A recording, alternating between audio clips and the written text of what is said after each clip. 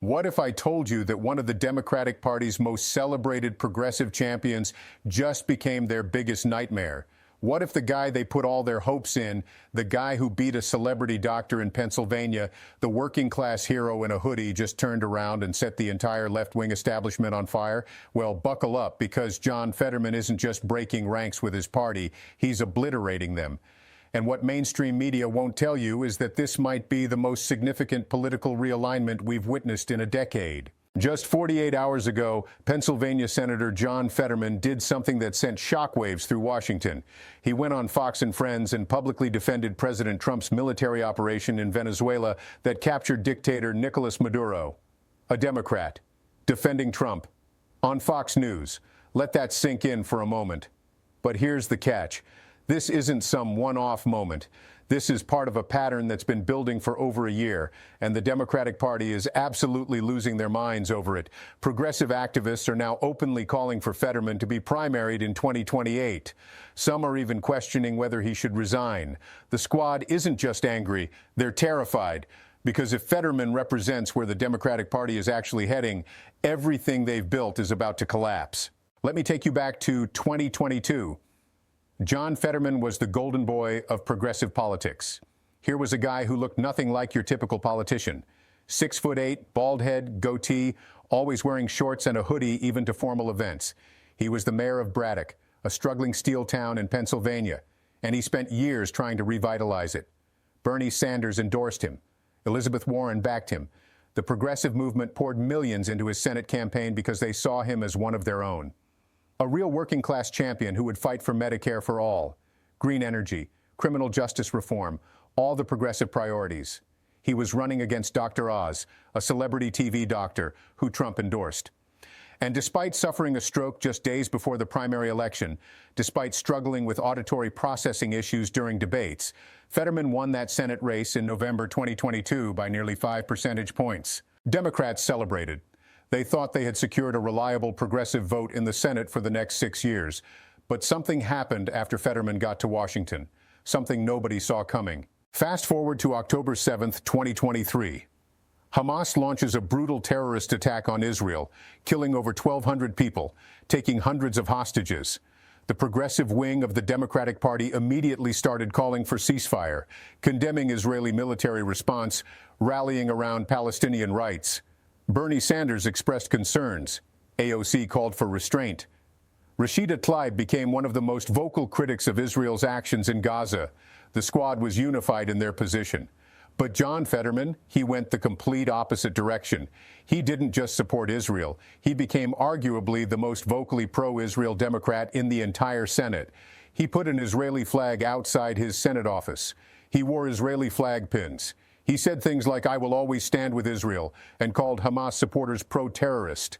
Progressive activists who had campaigned for him felt betrayed. They started protesting outside his office. They called him a genocide supporter. Some even said they regretted voting for him. But Fetterman didn't back down. He doubled down, hard. Then came the moment that really showed how far Fetterman had drifted from the progressive base.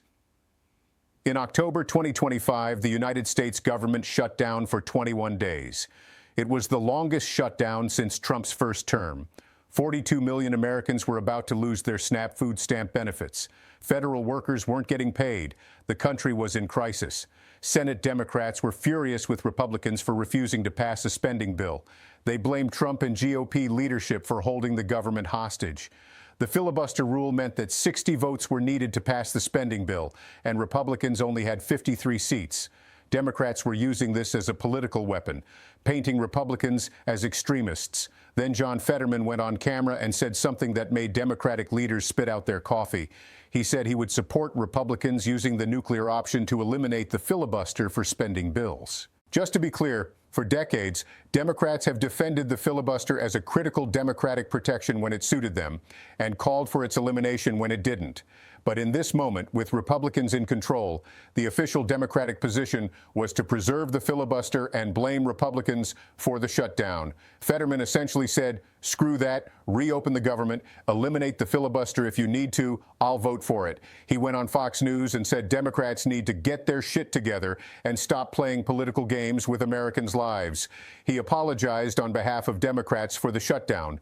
Progressive senators were absolutely furious. Behind closed doors, there were reportedly shouting matches about Fetterman's betrayal. But here's what they're not telling you. Fetterman's approval ratings in Pennsylvania actually went up after that statement.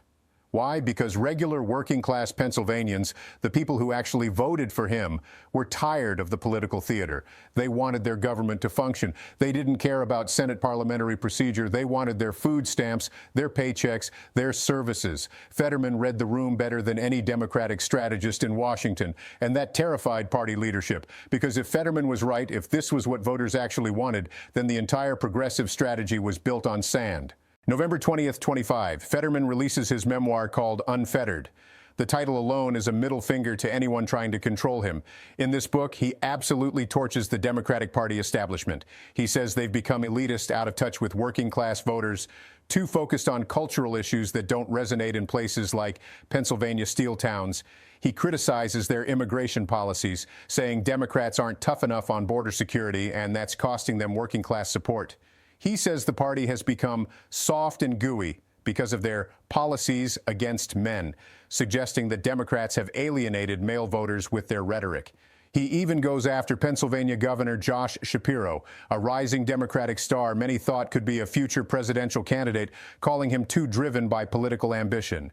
The New York Times reviewed the book and basically said Fetterman sounds more like a Republican than a Democrat. The Washington Post questioned whether he was mentally fit to serve, pointing to his depression and erratic behavior. NPR gave him a platform to defend himself, but the questions were clearly skeptical. Here's what mainstream media missed. Fetterman was saying out loud what millions of working-class Democrats have been thinking privately for years, that their party left them behind. Then we get to January 2026.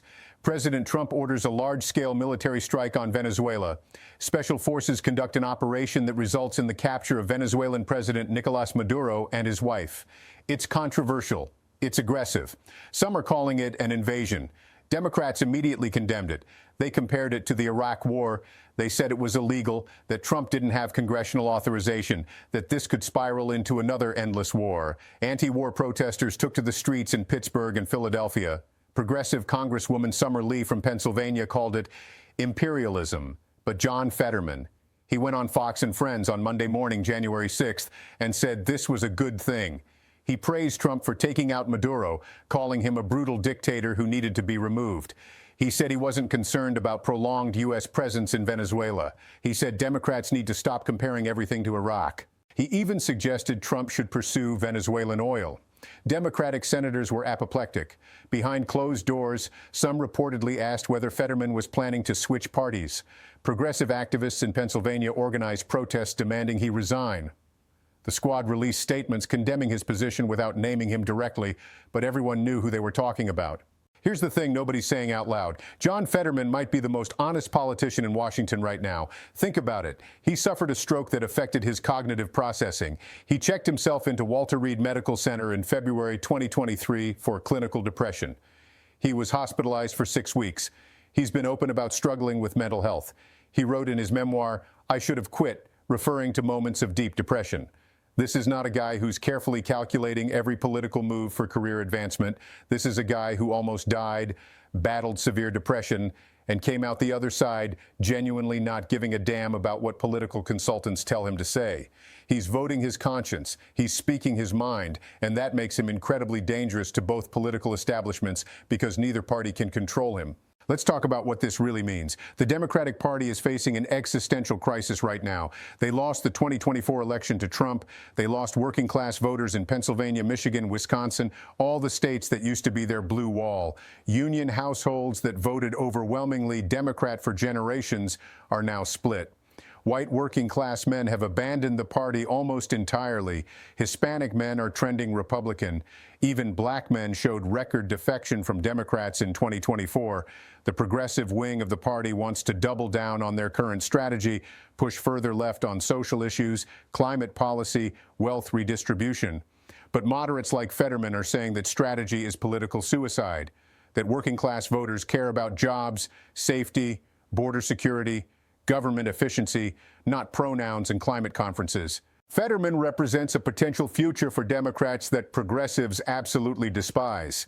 A party that's tough on immigration, that supports Israel without apology, that backs law enforcement, that's willing to work with Republicans when it makes practical sense, that focuses on economic populism instead of social progressivism, that speaks the language of working-class voters instead of college-educated activists. If that vision wins, the progressive movement is finished. That's why they're so desperate to destroy Fetterman before he becomes a model for other Democrats. Because right now, other moderate Democrats are watching Fetterman's numbers in Pennsylvania and thinking maybe he's on to something. But here's the catch. Fetterman's strategy only works because of who he is. He has authenticity that can't be manufactured. He's not some slick politician who focus grouped his way into a populist persona. He literally lived in Braddock, one of the poorest towns in Pennsylvania, for years. He married a woman who came to America as an undocumented immigrant. He has street cred that no political consultant could create. Other Democrats who try to copy his playbook without that authenticity will get destroyed. Voters can smell fake populism a mile away. This changes everything because it proves you can win as a Democrat without bowing to progressive activists. And if Fetterman finishes his term with strong approval ratings, if he gets reelected in 2028 despite progressive opposition, then he's rewritten the rules. Let me give you some numbers that mainstream media isn't emphasizing. According to a Spotlight PA report from June 2025, Fetterman's approval rating in Pennsylvania remained relatively stable, even as he broke from party orthodoxy. Why? Because Pennsylvania voters elected him knowing exactly who he was, a pragmatic populist who doesn't fit neatly into ideological boxes. They didn't elect him to be Bernie Sanders' rubber stamp. They elected him to fight for Pennsylvania. And when he stands up for Israel, he's representing a state with significant Jewish population and strong historical ties to Israel. When he supports ending the filibuster to reopen government, he's representing millions of Pennsylvanians who need federal services. When he criticizes Democratic elitism, he's speaking for voters in places like Johnstown and Scranton who feel forgotten by coastal progressives. He's doing representative democracy the way it's supposed to work, representing his actual constituents, not his party's activist base. Now let's talk about the elephant in the room. Is John Fetterman planning to switch parties? Progressive Democrats are convinced he's about to become a Republican. They point to his Fox News appearances, his Trump defenses, his breaks with Democratic positions. But here's what they're missing. Fetterman hasn't actually changed his positions on most issues. Go back and look at his 2022 campaign. He supported fracking. He was pro-Israel even then. He ran as a pragmatic populist, not a democratic socialist. What changed wasn't Fetterman. What changed was the Democratic Party's expectations of him. They projected their own ideology onto him because of how he looked and talked, assuming any working-class white guy in a hoodie must be a Bernie bro. They were wrong. He's always been a moderate Democrat who happens to dress like he shops at a gas station. The party moved further left while he stayed exactly where he always was. December 16, 2025. Facebook posts show progressive groups organizing to find a primary challenger for Fetterman's 2028 re-election. They're specifically looking for someone further left who will reliably vote with the squad. Names being floated include Congresswoman Summer Lee, who represents Pittsburgh and is a member of the Democratic Socialists of America. The problem? Pennsylvania Democrats learned a hard lesson in 2022. They watched Republicans nominate Dr. Oz, a weak general election candidate who couldn't connect with working-class voters, and Fetterman crushed him. If progressives nominate someone too far left in the 2028 primary, they risk handing the seat to Republicans in the general election. Pennsylvania is a purple state, not Massachusetts. You need to be able to win Scranton and Erie, not just Philadelphia and Pittsburgh. Fetterman understands that math better than anyone. So where does this go from here? There are a few possible scenarios. Scenario 1, Fetterman continues on this path and becomes the model for a new type of Democrat, a working-class populist who's socially moderate, economically progressive, tough on immigration and crime, strong on defense. Other Democrats in purple states start copying this playbook. The progressive wing loses influence. The party moves toward the center. Scenario 2, progressive primary him in 2028 with a candidate who's further left. Fetterman loses the primary, but the progressive candidate loses the general election to a Republican. Democrats lose the Senate seat and learn nothing from the experience. Scenario 3, Fetterman decides he's had enough of the Democratic Party and either switches to independent or doesn't run for re-election in 2028. He's been cryptic about his future, telling reporters in December 2025 that he's keeping all doors open. Scenario 4, and this is the wild card. Fetterman actually does switch parties before 2028. Republicans would welcome him with open arms. It would give them another Senate seat and a massive propaganda victory. Democrats would be devastated. Right now, the smart money is on scenario one. Fetterman has given no indication he wants to leave the Democratic Party. He's just refusing to let the party's progressive wing define what it means to be a Democrat. And here's the thing, he's probably right about the party's direction. Look at the data. Democrats are hemorrhaging working-class voters. They're becoming the party of college-educated urban professionals, while Republicans are becoming the party of working-class Americans, regardless of race. If Democrats don't course correct, they're heading toward permanent minority status in most of the country outside of coastal cities. Fetterman is trying to sound the alarm. The question is whether anyone in party leadership is willing to listen. Here's what mainstream media won't tell you. This fight isn't really about John Fetterman. It's about the future of American politics. It's about whether working-class populism belongs in the Democratic Party or whether Democrats have fully committed to being the party of urban progressives. It's about whether you can still be pro-union, pro-worker, and also pro-Israel and tough on immigration. It's about whether there's room in American politics for people who don't fit neatly into red or blue boxes. Fetterman is testing those boundaries in real time, and the Democratic establishment is terrified of what happens if he succeeds. So what should you take away from all this? First, pay attention to John Fetterman over the next 2 years. He's either going to reshape the Democratic Party or he's going to get crushed by it. Either outcome tells us something crucial about where American politics is heading. Second, recognize that the real political divide in America isn't left versus right anymore. It's establishment versus anti-establishment. It's elite versus working class. It's people who play by political rules versus people who refuse to be controlled. Fetterman is firmly in that second category. Third, understand that what happens in Pennsylvania matters nationally. Pennsylvania is the ultimate swing state. It elected Trump in 2016, Biden in 2020, Trump again in 2024. Whoever figures out how to consistently win Pennsylvania will dominate American politics for the next decade. Fetterman has figured out that formula. The question is whether his party is smart enough to learn from him. The bottom line is this: John Fetterman just went nuclear on the left because he knows something they don't want to admit. The progressive vision for the Democratic Party is electoral poison in most of America. You can win Brooklyn and San Francisco with that message, but you'll lose Pennsylvania and Wisconsin every single time. Fetterman is choosing Pennsylvania. He's choosing working-class voters over activist elites. And Democrats are furious because they know he might be right. This is the biggest story in American politics that nobody's talking about. Not because it's not important, but because both parties are uncomfortable with what it means. Republicans don't want to admit that a Democrat has figured out how to talk to their base.